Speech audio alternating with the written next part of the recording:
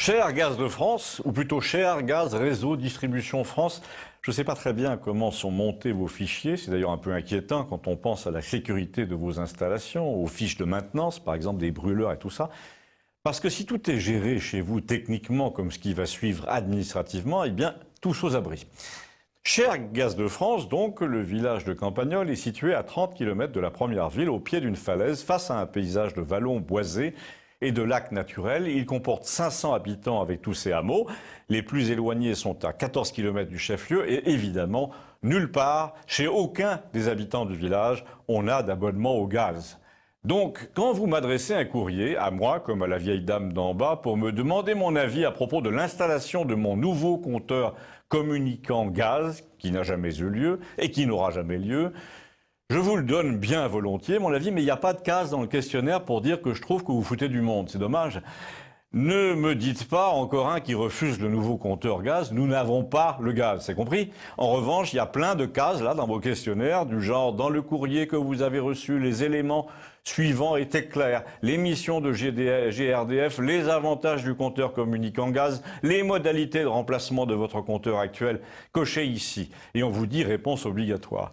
Dans tout ça, vous observerez qu'il s'agit de vous dire ou de vous faire dire que vous avez été, vous, Gaz de France, à la hauteur de votre tâche. Donc c'est un questionnaire qui néglige de répondre à la question « Aviez-vous besoin de ce qu'on vous a proposé ?» Dans la plupart de ces enquêtes, il ne s'agit pas de vous demander si vous trouvez utile ce qu'on vous propose, mais si vous avez trouvé courtoise la manière de vous l'installer. Donc, cher Gaz de France, en plus, vous terminez votre questionnaire, un questionnaire que mon petit-neveu n'a pas hésité à qualifier de « à la con », par la question « Quel niveau d'effort avez-vous dû déployer pour la pose de votre compteur communicant gaz ?» qui, je le rappelle, n'a jamais eu lieu. Le tout avec une échelle graduée dans le vert et dans le rouge. Vous m'avez obligé à imaginer ce que la veuve de 82 ans qui habite en bas de chez moi a bien pu penser de ce courrier électronique, puis à le lui demander. Je lui ai demandé, elle habite à 3 maisons d'ici, si elle avait reçu le courrier et le questionnaire. Oui, et elle a cru bon d'y répondre parce qu'elle dit qu'elle est dans le réseau gaz puisqu'elle achète une bouteille de butane Total tous les mois chez l'épicier Montmarché face à l'ancienne poste.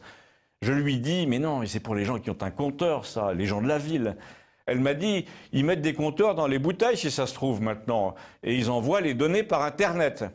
Donc là, cette dame est dans un brouillard complet à propos des nouvelles technologies et d'Internet, mais on lui envoie quand même des questionnaires et des enquêtes de satisfaction, ce qui permet d'illustrer une fois de plus qu'à force de s'adresser à une France qui n'existe pas, la puissance publique va se faire souffler dans les bronches par une France qui existe. Et c'est bien parti.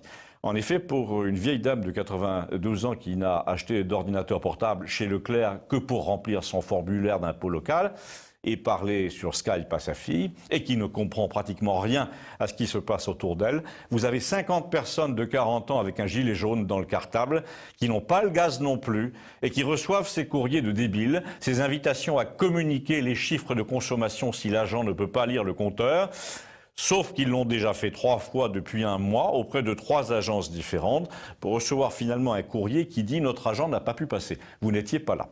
Donc, ils ne sont pas du tout prêts à montrer la même patience que la vieille dame. Et là, messieurs de chez Gaz de France, je vous conseille de regarder souvent par la fenêtre dans les 3 mois, parce que lorsque vous verrez l'avenue d'en face se couvrir de jaune, le temps de l'insouciance et du n'importe quoi sera absolument révolu.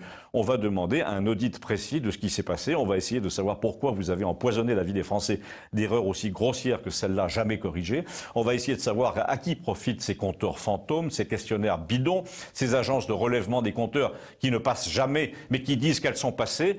Et le résultat de l'enquête sera public et nominal, c'est-à-dire qu'on saura qui l'a émis, de quel bureau. Après tout, on ne voit pas pourquoi vous nous enverriez des lettres avec notre adresse précise, notre numéro de porte, pour nous dire que vous avez posé un compteur qui n'existe pas, alors que nous n'aurions pas le droit de donner l'adresse précise et le nom et le numéro de porte du service d'incompétent qui a envoyé le courrier. Abonnez-vous, merci.